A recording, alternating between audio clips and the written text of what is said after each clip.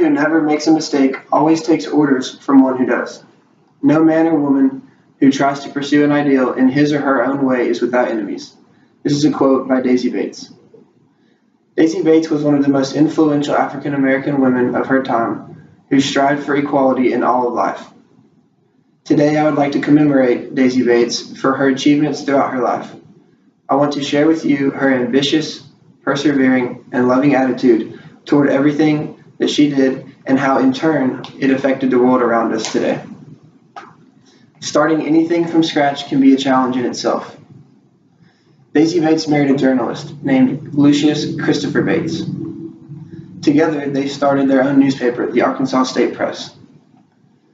Published weekly, it gained quick popularity for its concern with civil rights and eventually became the largest black newspaper in the state. Bates and her husband frequently wrote about the recent school segregation issue. Although speaking about the civil rights movement each week was helpful, it was not enough for her. No matter the cost, Bates was perseverant in all that she did. She saw an opportunity to help people and did just that. She joined the National Association for the Advancement of Colored People, or the NAACP, before becoming the president in 1952. When the Supreme Court ruled for an end to segregation in the 1954 case known as Brown versus the Board of Education, Arkansas Governor Orville Faubus thought otherwise. Bates was determined to desegregate the schools and created a plan to do so. She recruited 9 students, 5 boys and 4 girls, later known as the Little Rock Nine, to go to school the first day in the fall of 1957. This school was known as Little Rock Central High School. Governor Faubus ordered the Arkansas National Guard to turn away any student who tried to enter the building on that first day. After about 2 weeks, President Eisenhower sent in the 101st Airborne to escort the Little Rock Nine to school. If it wasn't for her persistence and dedication to right what she thought was wrong, the Little Rock School District might not be what it is today.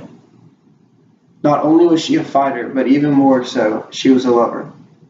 Bates' home served as a safe haven for the Little Rock Nine during this crisis. The Little Rock Nine would meet there every morning to be picked up for school, and they would be dropped off there after school every day as well. It became a place where they could feel safe despite the hatred they had to face being at school. Because Bates' home was such a frequent place for them and the press, it also became a major target of violence and crime. Throughout these troubling years, Bates stayed strong and continued to aid the students in whatever way that she could. She was a great leader and even better friend to those she loved. Daisy Bates was ambitious. With her husband's help, the two battled the odds and started their own successful newspaper. She showed perseverance by never giving up on what she believed in.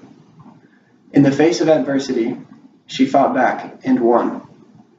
Bates was also loving. She displayed kindness in all that she did and consistently had the utmost respect for everyone she came in contact with. In my opinion, she taught us to always stay true to what you believe in, even if you are outnumbered.